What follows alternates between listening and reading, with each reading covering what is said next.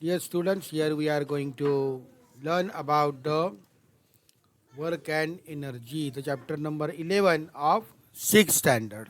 So here we are recording this lecture for you and we are making a nice video for you to study. Okay.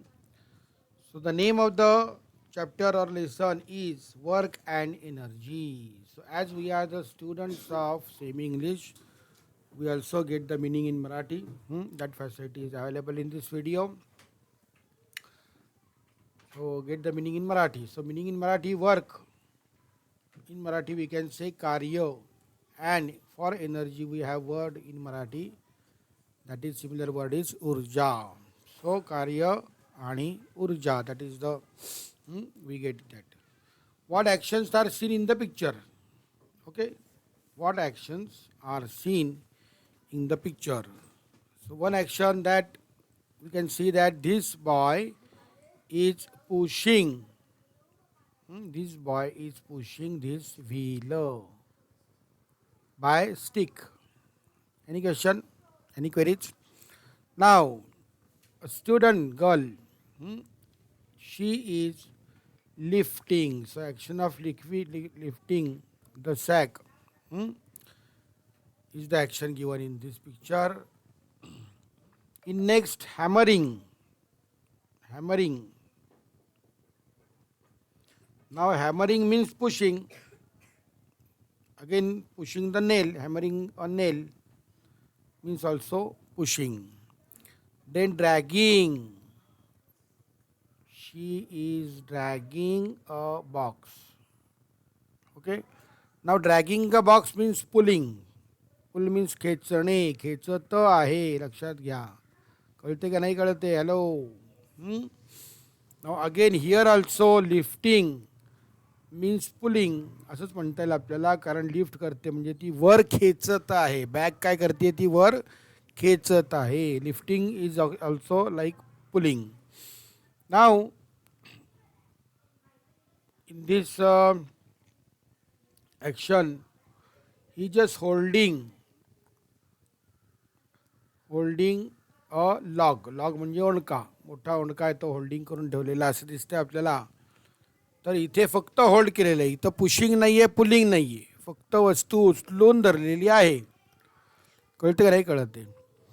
But here बघा, हा बाण जो आहे तो बाण पुढे चाललेला आहे, तर इथे सुद्धा बाण सोडलेला आहे असं आपल्या लक्षात येईल. Releasing the arrow. रिलीज म्हणजे सोडणे. काय केलेलं आहे इथे? तर रिलीजिंग ॲन ॲरो. बघा ॲरो दिसतं का रे आपल्याला? बाण. तर ॲरो रिलीज केलेला आपल्याला दिसत आहे. तर ॲरो रिलीज केला म्हणजे त्याला पुश केलेलं आहे. ही जी आपल्याला दोरी असते ती दोरी सुरुवातीला अशी असणार आणि ॲरो इथं असणार. म्हणजे सुरुवातीला ही दोरी जी आहे ती आपण पुश केली, बरोबर आहे? सॉरी, पुल केली, खेचली ना, ढकलली नाही अजून. तर आपण ही दोरी पुल केलेली आहे, लक्षात घ्या. आणि त्यानंतर दोरी सोडल्यानंतर दोरीने ॲरोला काय केलेलं आहे? पुश केलेलं आहे. काही कळलं नाही कळलं अजून? म्हणजे या ठिकाणी आपल्या लक्षात घ्या, मूवमेंट कुठं कुठं दिसते आपल्याला. तर व्हील तो ढकलत चालला आहे, तिथे मूवमेंट आपल्याला दिसते. हॅमरिंगची आपल्याला मूवमेंट दिसते.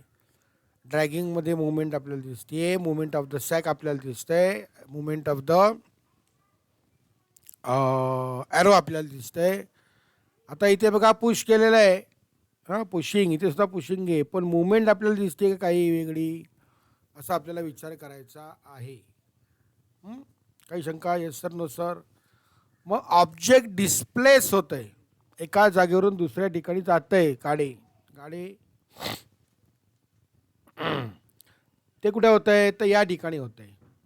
बघा, ऑब्जेक्टचं डिस्प्लेसमेंट होतं या ठिकाणी, त्यामुळे वर्क इज डन. इथे सुद्धा ऑब्जेक्टचं डिस्प्लेसमेंट होते, work is done.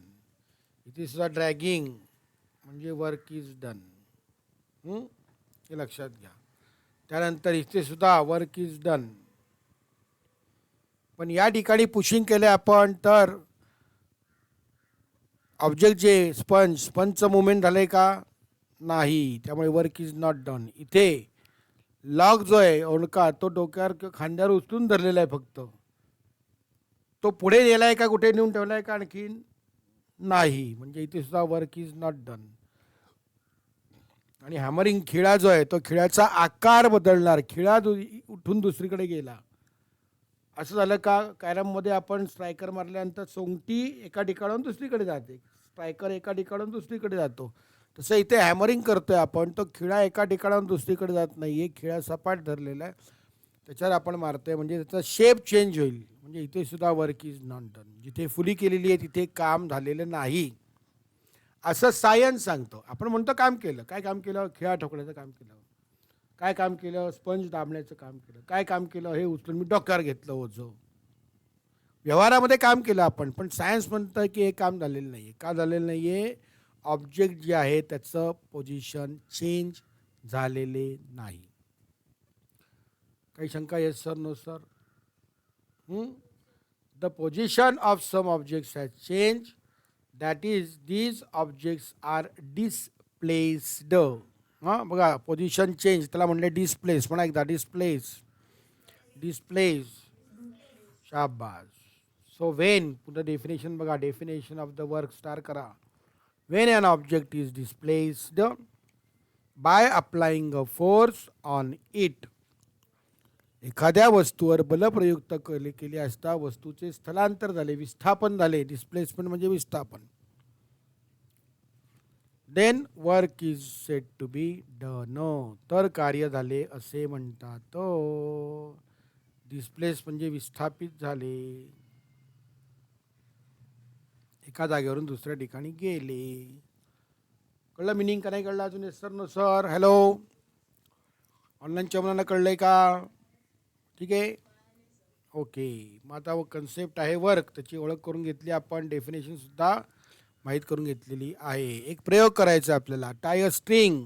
Activity number 1, tie a string to an empty box. रिकाम्या बॉक्स घ्या. Pull the box through a distance of 10 metre along a straight line. 10 metre straight line मध्ये तो ball खेचा. Ball नाही, sorry, box खेचत न्या. Now fill the same box 20 books with 20 books. त्याच बॉक्समध्ये, त्या पेटीमध्ये काय करा? 20 पुस्तके भरा. तुमची नोटबुक असेल, बुक असेल, काय असेल ते 20 भरा. And now pull the box again through the distance of 10 metre. आधी पण 10 मीटर खेचला होता बॉक्स, अंतर तेवढंच अंतर हा बॉक्स म्हणजे पेटी खेचायची आहे. What is your experience this time? तर आपल्या लक्षात येतं मोर फोर्स इज रिक्वायर्ड. यावेळेला मात्र आपल्याला मोर फोर्स रिक्वायर्ड, जास्त बलाची आवश्यकता लागली आपल्याला. आधी आपण सहज नेला तो बॉक्स जो आहे ना, हॅलो, तो आपण सहज आधी खेचत 10 मीटर नेलेला आहे पेटी. पण पुस्तकं भरल्यानंतर त्याचं वेट वाढलेलं आहे, वजन वाढलेलं आहे, त्यामुळे खेचायला आपल्याला जास्त ताकद म्हणजेच फोर्स लावायला लागलेला आहे. काही शंका? Yes sir, no sir? आता तोच लोडेड बॉक्स जो आहे तो straight distance 20 metres. Now pull this loaded box through a straight distance of 20 metres. मग कमी फोर्स लागेल का जास्त फोर्स लागेल? तर मोर अँड मोर फोर्स. हां, मोरे मोरे बघा, गणिका मोरेचं नाव आहे. More and more force is required now. आता अधिकाधिक बल द्यायला लागेल आपल्याला. या केसमध्ये आणखीन बल द्यायला लागेल. Wien do you feel that more work was done? In case 2 and 3. 2 आणि 3 मध्ये आपल्याला जास्त काम केलं असं आपल्याला जाणवेल. आपण दमणार ना, हे का नाही? खेचताना आपण दमून जाणार, म्हणजे जास्त काम केलं मी असं म्हणू शकतो. सो मोर वर्क, लक्षात घ्या, स्टार करा. More work is done for the same displacement. बघा, डिस्प्लेसमेंट सेम होती, 10 मीटर 10 मीटर, नंतर 20 मीटर होती. तर डिस्प्लेस म्हणजे विस्थापन समान अंतरावर झाले होते सुरुवातीला, when more force is applied to do more work. जेव्हा जास्त फोर्स लावा लागतो त्यावेळेला जास्त काम झाले असं आपण म्हणतो. If the same force is applied for more displacement. बघा आता सेम फोर्स नाही बदलला, तेवढाच फोर्स लावला आहे, पण आता अंतर बदललं. 10 मीटरच्या ऐवजी 20 मीटर आपण तो बॉक्स नेला आहे, तरी देखील more work is done by the force. Force न बदलता आपण त्या फोर्सने जास्त काम केले, कारण डिस्प्लेसमेंट जास्त आहे. कळलं? डिस्प्लेसमेंट सेम, मोर फोर्स लावला तर मोर वर्क डन झालेलं आहे, जास्त काम झालं असं म्हणतो आपण, जास्त कार्य झाले. फोर्स सेम ठेवला आहे पण अंतर वाढवलं, डिस्प्लेसमेंट मोर, तरी मोर वर्क इज डन, अधिक कार्य झाले असं आपण म्हणायचं आहे. काही शंका? Yes sir, no sir, hello hello. So up to this activity we have done this. Now in next video we go to the next part of this lesson. We have started this lesson.